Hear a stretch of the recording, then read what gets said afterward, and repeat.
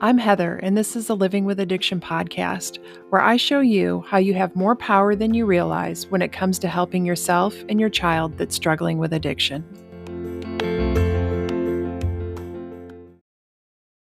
Hey, everybody.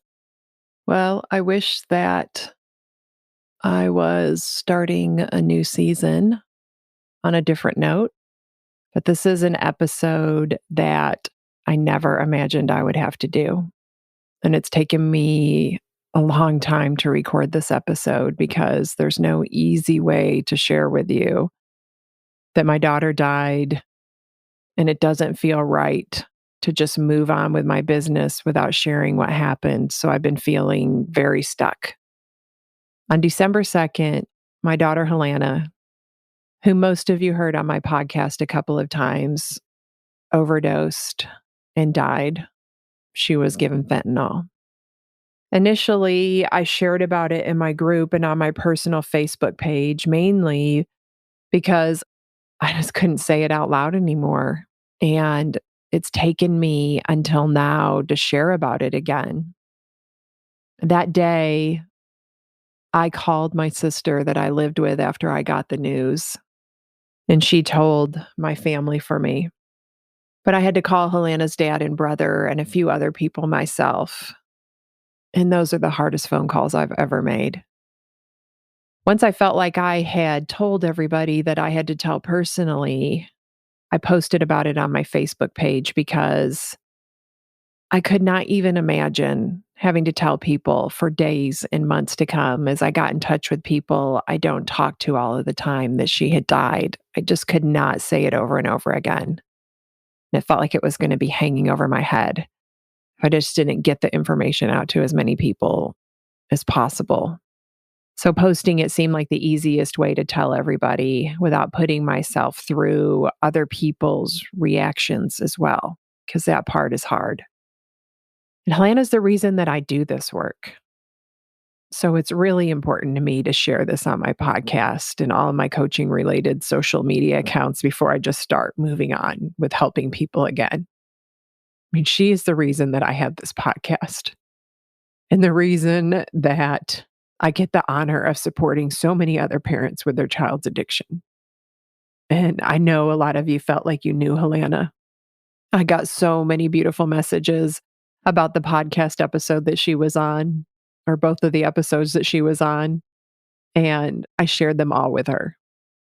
And it was just so brave of her to come on there. She just has such a beautiful heart to open herself up like that, just to want to help people. And even though some of you listening to this podcast and I may never talk or meet, we do share a bond. So my loss of Helanna from this world hit some of you really hard. And I'm going to be really honest with you about how I feel as I go through the immense grief of losing my daughter. Sometimes I don't know how I'm going to get through this. Sometimes I don't want to. I don't want to build a life that doesn't include my daughter.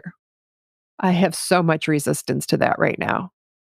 People always tell me they think that they couldn't deal with losing their child. They don't think that they're as strong as me. And I used to think that too. I used to think I'm not as strong as these mothers who have lost their kids. I don't think I could do it.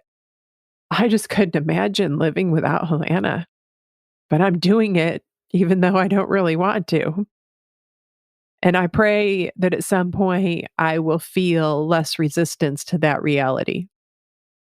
It's still really hard for me to believe this is my life. I had a huge resistance to the reality that Helanna was in full-blown addiction when it started. I wanted to believe that she was just going through a phase, and now I have an even bigger resistance to the reality that I have to learn to live my life without her. But I want you to know that this is the best version of me recording this podcast right now. So don't think that I'm just able to stay put together all of the time. What you're getting right now from me in this moment is not me falling apart an hour ago, or maybe I'll fall apart an hour from now. If I seem put together right now, don't compare yourself to how I seem right now. because I'm at my best right now. So the information that I'm sharing with you doesn't get lost in my emotions because I didn't go through all of this not to be able to help somebody else with it. It's important for me to come to you calmly and without too much emotion so I can get my message across clearly so I can help somebody who needs it. And I know that Helanna would want our experience to help someone because, again, she had such a beautiful giving heart and she was so helpful. And she really liked that this work that I was doing was helping people. It's really hard for me to decide where to start this story because all of it seems important. But Helanna lived about 4 hours from me. And on Monday, November 29th, she rented a car and drove up to here to bring her dog to me and my mother. Things were not going so well at her sober living and she needed to move, but there's a lot of places, most places don't take dogs. And there were things happening there that were really triggering to her. And there's more that's to that story, but it's just not an important part of this podcast.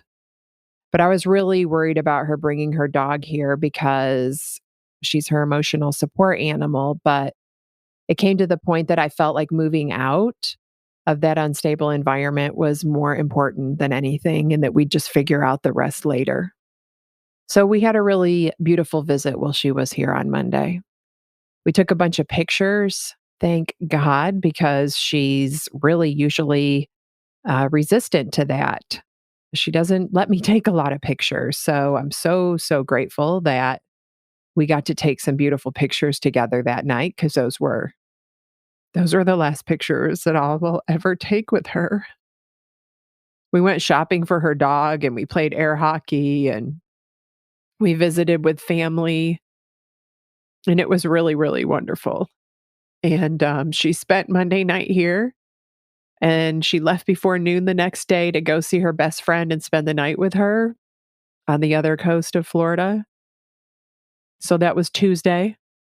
And that afternoon, Tuesday, November 30th, she called me and told me that she had relapsed before she came to my house on Monday and that she couldn't go back to her sober living because of it, because she wouldn't be able to pass a drug test. And I was kind of shocked because she was so full of life when she was here. She didn't seem high to me at all. In looking back, the only thing that I can see is that she kept saying how tired she was while she was visiting, but she just didn't seem tired to me. But saying she was tired is something that she used to do to try to cover up being high. But in this case, like even knowing that she was probably high when she was here, I still couldn't see it. So she couldn't have used very much. I was curious. I asked her how and what she had used, and she said that she had snorted heroin. And this gave me a really false sense of relief and a false sense of security. Hearing that she had snorted it instead of injecting it told me that she didn't plan to keep doing it because it's harder to get off the needle. And it also, I felt like there was less risk of her accidentally overdosing. And I reminded her that her tolerance was really low because she'd been sober and this is the most dangerous time for her, and that she has a really high risk of overdosing. And then I also said, please don't say fuck it because you relapse. Like, don't give up. You've made so much progress. And I just want you to remember that you did not lose all this progress that you've made.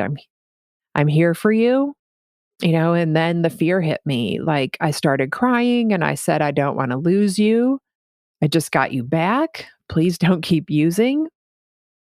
And when I said I didn't want to lose her, I really wasn't thinking about her dying. I didn't worry about that much anymore. I was thinking about losing her to drugs again. Like I just got her back. Her personality was coming out. I didn't want to lose talking to her every day and being able to visit with her and just all the interaction we had because her personality and her zest for life were back. And then I apologized for crying and saying that because I didn't want to make her feel guilty. Like I knew that she felt bad enough. And she said, I want to hear how you feel, Mom. I want you to talk to me. And then she promised me that she would call her sponsor and work out a plan.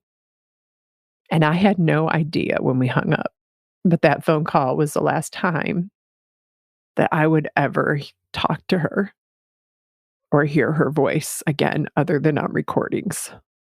I knew that she had to go back to Boynton Beach Wednesday night for work and that she was planning to stay in a hotel until she could find another sober living to move into. And on Wednesday, December 1st, I wrote down her name and I put it in my God box and asked God to look out for her. We didn't really have a lot of contact that day other than like she texted me to tell me that she got a hotel and that she was going to work that night and she promised she'd stay in touch with me. And we both had this necklace that has an infinity symbol on it and she was wearing hers when she left here Tuesday morning. So on Wednesday morning, I wore mine and I took a picture of it and sent it to her and said, that I was wearing it in support of her. And then I sent her a message that said, I love you, Helanna. No matter what, you're my little Kubi. I called her my little Kubi cuckoo. And I'm proud of all your progress. And relapse doesn't diminish that. And on Thursday, December 2nd, I text her at 9:41 in the morning and said, how are you? And I never got a response. And at 12:49 PM, I called her and then I text her again. She never set up her voicemail, so I couldn't leave a message. And she had read receipts on her text, so I knew she hadn't read the messages. I asked her to please, please call me. Like, if I didn't answer, then text me and tell me that she was okay because she never left voicemails. And God, I wish she did because I would still have them. But I had some calls with clients from 1 to 3, and then I was done for the day.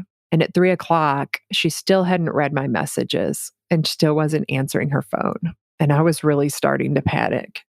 So I text her best friend, and her best friend said she hadn't heard from her. And that really scared both of us because they talked constantly. So she started calling her work and her sponsor and asked her sponsor to go to the hotel and check on her. And thank God that they knew what hotel she was at because I didn't. And around 3:30, I left to drive to a friend's house, and he lives about an hour and a half from me. And that was the longest hour and a half of my life. At first, I drove in total silence. I was just trying to regulate my emotions and my fears.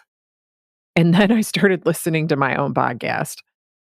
Because ironically, that day I had posted links to videos and podcast episodes related to fear about your child's addiction and overdosing. And I was not doing that for myself. It just seemed to be coming up a lot lately. And so I thought, well, I'm going to put this list of things together and I'm going to post about it so that, anybody who needs it has it. And so I listened to my own podcast episode about fear that your child would overdose and die. And, I just thought, well, this is me right now. And I'm going to put this episode to the test. And so I listened while I was in that situation. And it still rang true for me. Like it still seemed like good advice. And it might seem weird that I turned to my own podcast for comfort, but I was just trying not to call everybody I knew and get caught up in a panic. So I did it as a way to really distract myself and just get through the drive until hopefully she called me and said that she overslept or something. She was supposed to be to work at 5, and the closer I got to 5, the more I was calling her. And all day when I called her, the ring sounded so weird. It sounded more like when you call a foreign country than a domestic call. And every time I heard that ring, it just made me sick to my stomach because I just kept thinking like, she's dead and her phone knows it and the ring has changed. Like it was just awful to hear. And about 5 minutes after I got to my friends, the police called me. And I knew that they were calling to tell me that she was dead. They said that she had snorted something that they believe must be fentanyl because for the amount that she had snorted and the a manner that she had used, that it shouldn't have killed her. And just about a week ago, that was confirmed by her toxicology results that it was acute fentanyl poisoning, I believe is what they called it. And based on a later conversation with her friend, I believe that she died around 12:30 in the morning, and that's a few minutes after her last text with her best friend. And I was in immediate denial when I got the call from the police. Like, I knew that it was true, but I did not want to know it. And I know that this is horrible, but in my total panic, I wanted it to be somebody else. Like, maybe somebody else was in her room with her and Helanna had left. And since they didn't know what my daughter looked like, they could be mistaking her identity. So I called her sponsor that had found her and I kept saying, did you see her? Are you positive it was her? Can you go look again? And she just kept saying that she knew it was her. So I had to wait 8 days to do her viewing. And that whole time, I kept thinking, when I see that person that they're telling me is Helanna, it won't be her. It just won't be her. And then we'll be able to go find her. But of course, that's not what happened. I just remember being so disappointed when I saw her. Like, I was looking forward to seeing her because I knew I needed the closure. But at the same time, I was so disappointed because one, because it was her, and two, because, what made her was her just wasn't there. And so, other than that disappointment, I just went completely numb. I couldn't cry or anything again. And really, the thing that I just noticed about that call that day and the days after it was how I felt. And it was like I was outside myself watching it all happen. The feeling or the numbness in my body didn't match like the words that were coming out of my mouth. Like, I kept talking about how mad I was. I was pissed, like this was not supposed to be our future, but I couldn't feel it. And then I was talking about how sad and devastated I was, and I couldn't feel that either. And when I called my sister and told her, I could feel her reaction. And I wondered how it was so different than mine. And then I talked to one of my best friends, and it was the same thing. Like, she was crying so hard and so upset. But I could barely cry more than a few tears when we were talking. And I just kept hearing myself say, I think that I'm in shock. And as we go through our kids' addiction and fear that they're going to die, we think that we won't be able to handle it if they do die. And I always thought I would literally die if she died. Like, I've said that before, but I didn't die. So I just kept watching myself, wondering what was wrong with me for not being able to react. And it had to be shock, which I'm really grateful for because now that it's worn off, it's really been a struggle. But what I remain incredibly grateful for and what I keep going back to is my gratitude for the work I've done in my own recovery. Like, I just keep asking myself, like, what if I'd never done this work? Or what if I'd only partly done the work and not been dedicated to a life of growth and change?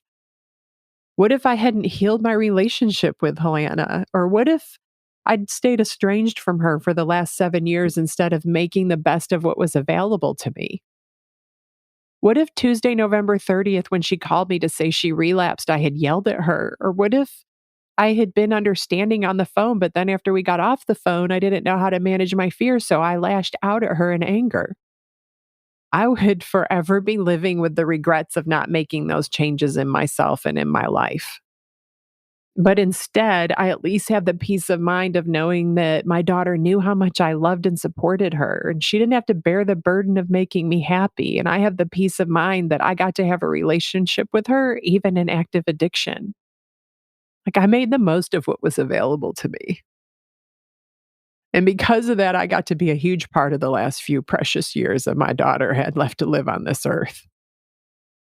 And I'm sharing this whole timeline of events so you can see how, if I wasn't intentional at every turn, things would be very different for me right now. And maybe it will help you to be more intentional for you and help you focus on yourself when you're dealing with your child's addiction and it feels impossible. If I hadn't done all those things, I'd be so full of guilt and shame and regret about fighting with her the last time I ever talked to her. Because after she called me and told me about her relapse on Tuesday, I got really mad. But I just wrote about it in my journal.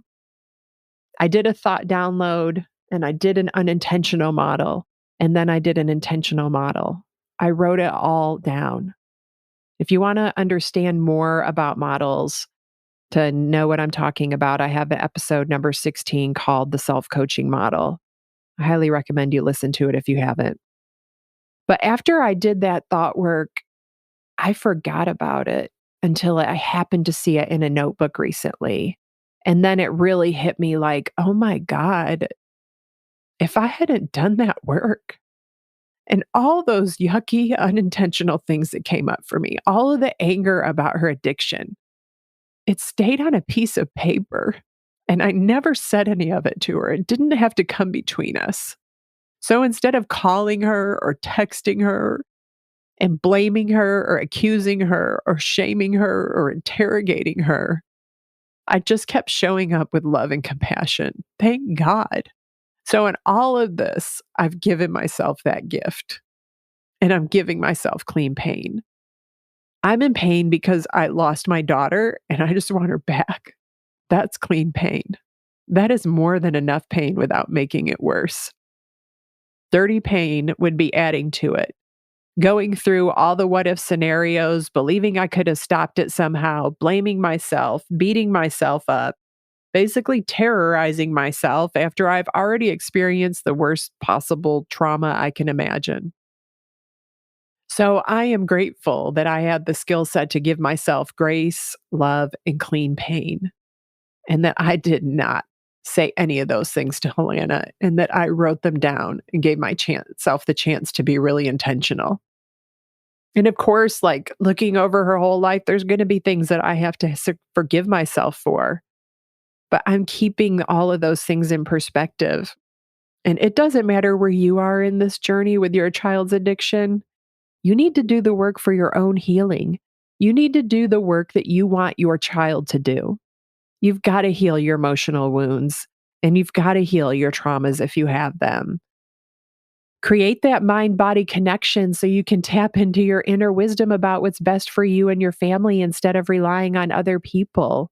You've got to become the person that you've been looking for to help you.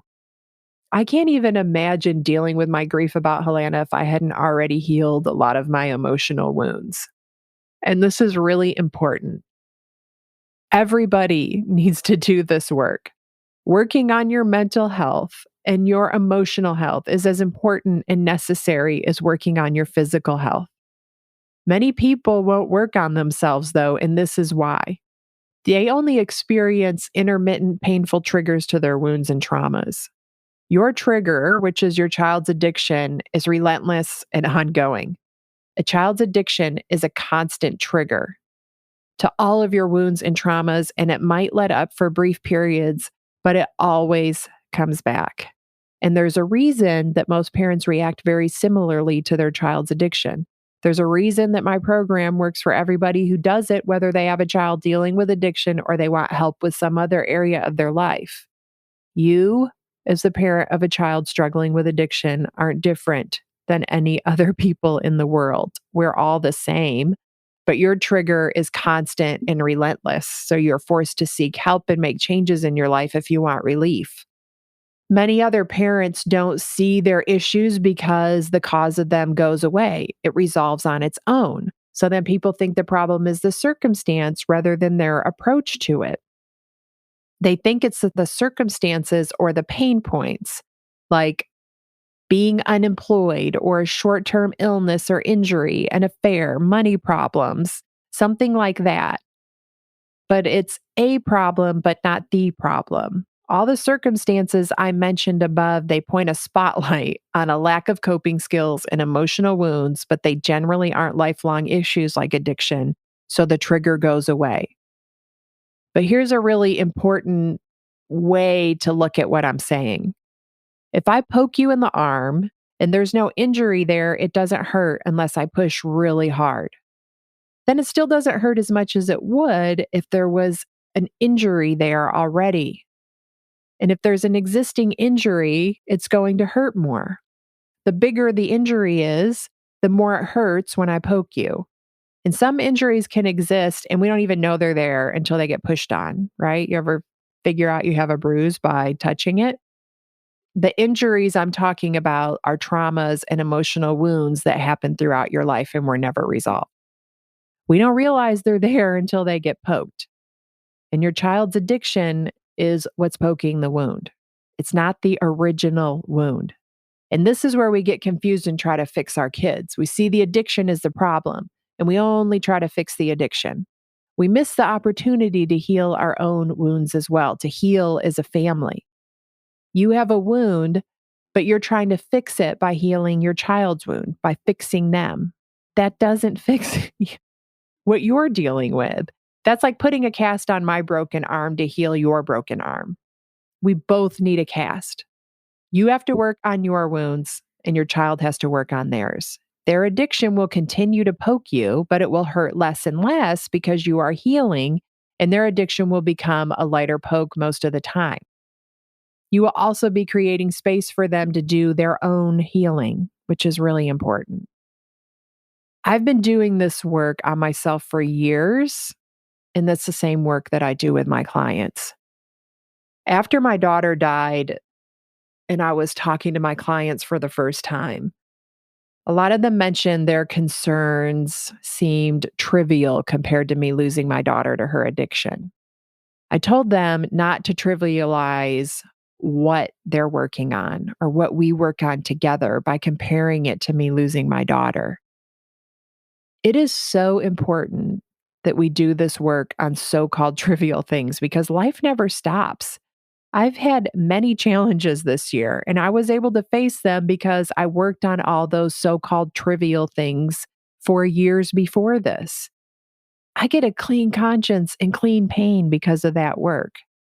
I'm so grateful that I get to just process the grief of losing my daughter without processing the triggering of a bunch of other grief and loss and trauma on top of it because I never processed it.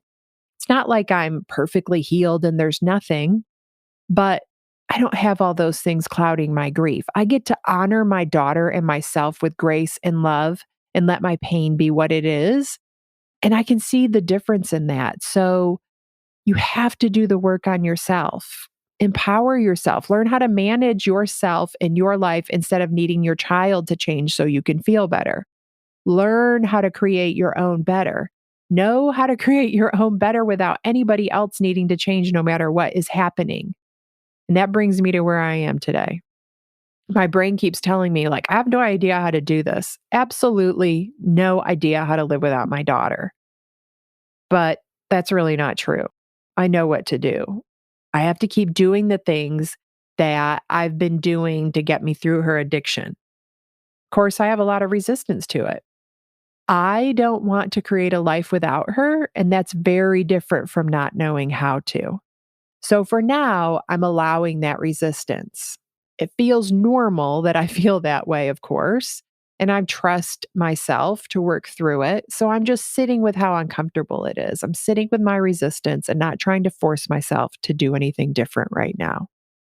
But when I'm ready, I'll use all the tools that I have learned from dealing with Helanna's addiction to create a new life, a new future. Once again, I'm reminded that how I think about my daughter's death and my life without her is the only thing that can bring me relief. How I think about it is the only thing that can bring me relief. I have to be very intentional with how I think about this. While I'm waiting for my resistance to this phase of my life to fade, I'm definitely not going through this alone. So I just want to remind you, like, don't carry the pain of your child's addiction alone. Don't go through it alone. I suffered in silence about my daughter's addiction for a long time. And I know that many of you who are listening are suffering alone in silence too. I haven't gone through my daughter's addiction alone for many years. And because of that, I'm not going through this experience alone either. This experience has really shown me more than ever other people really can help you with carrying the burden of your grief or your pain. Right now, a close friend is on Zoom with me while I work on this podcast. I could not bring myself to sit alone and work on it. So she offered to be here on Zoom with me if I needed her. And I went from being overwhelmed about it to feeling like I couldn't face it because it was going to be too hard and too emotional to feeling like maybe I could do it. It was just this instant relief that my friend was willing to do that for me. And now I've got other friends doing it as well.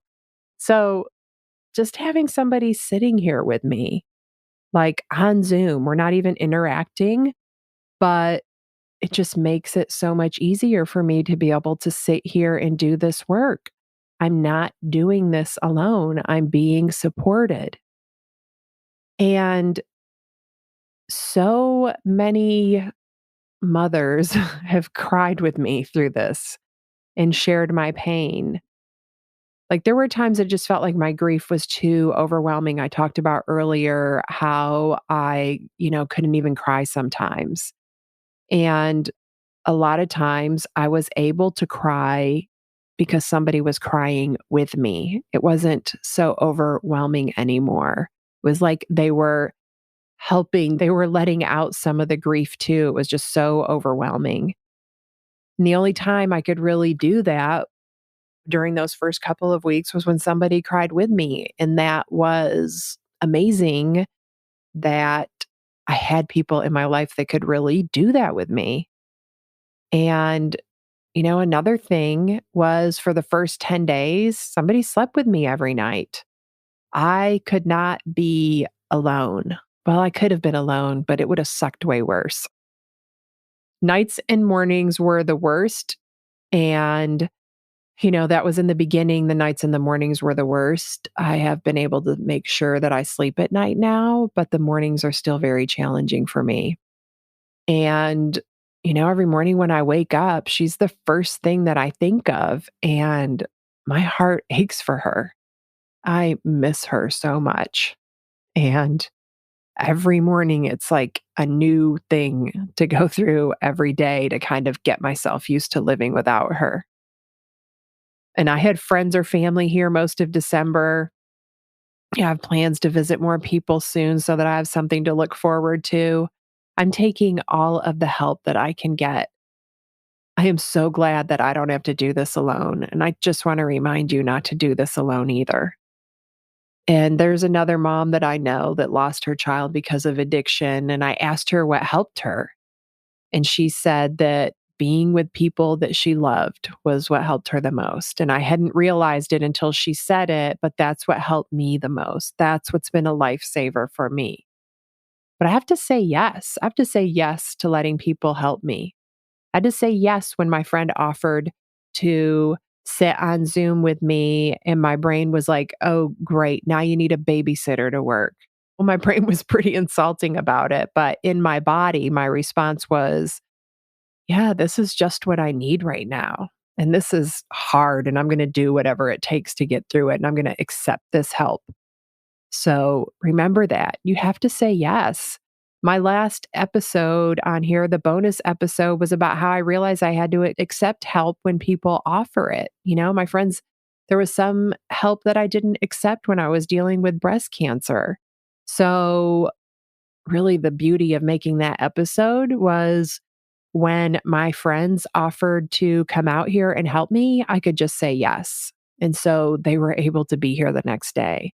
And then I was able to tell people, like, hey, I had so many people offering to come out here. I was able to say, like, okay, I've got a lot of people here right now. Maybe you can come out in January or February, or I can come and see you, and just be open with people about what my needs were. And I've even told everybody that reached out to me, like, keep checking on me. Don't stop checking on me in December. Keep checking on me in January and February and after that. And then I'm honest about how I feel when people do ask me, because if I'm not honest about how I feel, then people are going to think that I'm okay when I'm not. And so I just want to say this again. If you feel alone, if you've been going through this alone or not sharing it with anybody, then make sure that you find somebody to share this with. Do not go through this alone anymore. You do not have to. If Helanna had called her sponsor and spent the night with her instead of going to a hotel, she might be alive today. Even if she had chose to use, somebody would have been there with her. Somebody could have called 911. She didn't call her sponsor, even though she told me she was going to, though. Instead, she was alone, alone when she was the most vulnerable. And connection is a survival skill for us as much as it is for our kids. So build those connections. We have to build those connections no matter how hard it is. Now, I want to switch over to a really important conversation that I had with Helanna a little over a year ago. And when I had this conversation, I was somewhat devastated by it, but now I'm really grateful that I had it. When Helanna was in rehab in Houston, she overdosed and got sent to the hospital from the rehab. And so I drove there to check on her kind of in a panic. And when I got the call, because nobody called me to tell me that she had overdosed, and the hospital called me and she was leaving the hospital, and I was confused. And I was like, I just got to get there. So I drove all night from Florida to Houston. And when I got there to the rehab, she was outside waiting for me and she wanted to leave. Her plan was to ask me for money.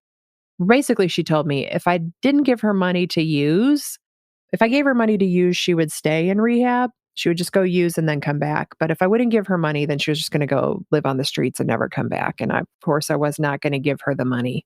But I was trying to convince her to stay. And they got a counselor involved. And the counselor said, well, if you're insisting on leaving, I want you to tell your mother what kind of funeral you're going to have. I want you guys to plan your funeral. And so she sat down with me and we planned her funeral. And at the time, it was kind of traumatic.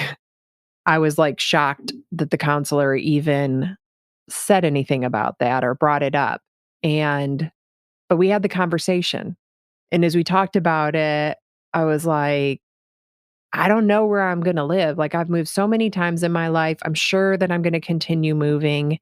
And I don't want to put you in a cemetery like my dad's in a cemetery in New York, and I never really go there anymore. I can't even tell you how many years it's been since I've been to his grave. And so I said, can I cremate you and put you in an urn so that I can take you with me wherever I go? And she said, yes, I like that idea. And it was a really uncomfortable conversation. And I cried through the whole conversation. But I'm so grateful that I didn't resist it because when I had to make those decisions last week, if I had freaked out and refused to face that conversation, I wouldn't have been able to remember that conversation. It felt like a miracle when that conversation popped into my head when I was trying to figure out what to do. And I'm so lucky that I had shared it with a friend and I could confirm with her that she remembered the same thing that I had. And it made it so much easier to make that decision because that's a decision you never want to have to make. And one of the skills that we need when dealing with our kids' addiction is having the skill set to deal with uncomfortable conversations. That was an uncomfortable conversation, but it was also a lifesaver for me. So keep working on your own recovery so you can have those uncomfortable conversations, hear the ugly truths, talk about things you don't want to talk about. Just be in the moment with your kids, even when it's uncomfortable. Helanna and I talked several times about how you only get one life, one chance to live this life that you're living right now. Don't get help for yourself out of fear. Get help for yourself out of love. I got to read a little bit of her journal, and she was talking about how the key to her recovery was loving herself. And that's the same thing for us. The key to our recovery is loving ourselves. So get whatever help and support you need so that you can live a fuller self, a fuller life. Do it out of love for yourself. Gather all the skills that you can. And the last thing that I want to talk about today is how you connect with your kids. And this is something that's really important to me right now because I'm thinking about how I can remain connected with Helanna. Like, ask yourself, like, what emotion are you connecting to them through? What feeling do you feel the most when you think about your child? That's how you're connecting with them. For a lot of parents, the main feelings are guilt and shame and anger. So that keeps coming up in their relationship no matter what they do. And their relationship is revolving around those feelings. And I've been there too. Like, that's what our relationship used to revolve around. I'm bringing this up though, because I see a lot of grieving parents are staying connected to their kids through that grief. And I feel the same temptation myself. And I don't want Helanna's memory to fade. I don't want the world to forget her. And connecting to her through my pain and grief, an easy default connection to keep her memory alive and to stay connected with her, it's easy for me. But in her life, I made a commitment to connect with her through love above anything else. And I worked really hard to sort through my unintentional feelings of guilt and shame and anger so I could connect with her through love. And I was able to turn our relationship around over a period of several months because of that. And I've shared how several times about how when she got sober, I had to be vulnerable and keep leaning into love, even though I was scared. I'd learned to live without her and had the relationship with her that she was capable of having with me in active addiction. And I was scared to open up to her and make her a part of my everyday life again with, the possibility of losing her. I don't regret it for a second, though. I have been so grateful that I went all in on our relationship. And there is no way that it would hurt less if I had held back. I would have regrets. Like, going all in on that relationship is what was right for me and what was right for her. So I'm going all in on connecting to her through love in her death as well. I don't want a lifelong connection to her through grief and pain. There's always going to be some grief and some pain, of course. And I have a lot of it to process, but overall, I want to focus on connecting to her through love. Like, when something is funny, I laugh really hard still. And I remember all of the times that Helanna and I laughed together, and it was a lot. She was the funniest person I knew. When I feel a glimpse of happiness, I allow it and know in my heart that she wants me to be happy. I believe that I can honor my grief and sadness and also experience joy again. When I'm ready and I stop feeling the resistance to living without Helanna, I'm going to keep connecting to her through joy and love and not grief. I know so many parents that struggle with feeling guilty about enjoying their life when their child is struggling with addiction. And now we see a lot of parents struggling with the guilt of living because their child died from their addiction. So if our kids aren't really living and we aren't really living, or our kids have died from their addiction and we still aren't living, who are we helping? Are we helping anyone that way? If I'm not functioning, then I can't help other parents. I can't figure out who sold my daughter the fentanyl and tell the police. I can't help change the stigma of addiction. My voice will be missing from the really important conversation about fentanyl being the number one killer of people ages 18 to 45. It's mind blowing to me that I just learned this and we're not hearing more about it daily and that nothing is being done to change it. So, as much as I'm struggling right now, I'm trying. I'm feeling the deep grief. I'm crying the tears, doing all the things. I'm being honest and vulnerable and sharing that I'm dealing with really uncomfortable emotions. I'm going to keep connecting to her through love and honoring her with love, though. Connecting to your kids through love is available to you too. It doesn't help anybody to connect to them through guilt and shame. So please take a look at that for yourself. I want to end this episode by saying thank you to everybody for your support and generosity. I received so many amazing messages and such generous support for Helanna's memorial. And the love and the prayers and support I've received have really helped me carry through this. I just can't thank you guys enough for that. And so I am starting season 2 of the podcast. I don't know if I'm not gonna be able to do it every week. Just gonna say that right now. Right now, I don't think I'm capable of doing it every week, maybe every other week, but I do have a lot to share, and I know that Helanna would want me to be sharing it. And so, I'll be posting again and showing back up because that's what I can do for now. That's how another way that I feel really connected to Helanna in a positive way. So that's all for this week. I will be back soon with a new episode.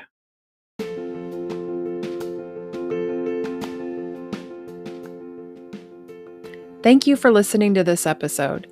If you want to learn more about my work, go to heatherrosscoaching.com. If you want to help other parents who are struggling with a child's addiction, you can do it two different ways. First, you can share the podcast with them directly, or you can share it on your social media. Second, you can leave a review. Talk to you next week.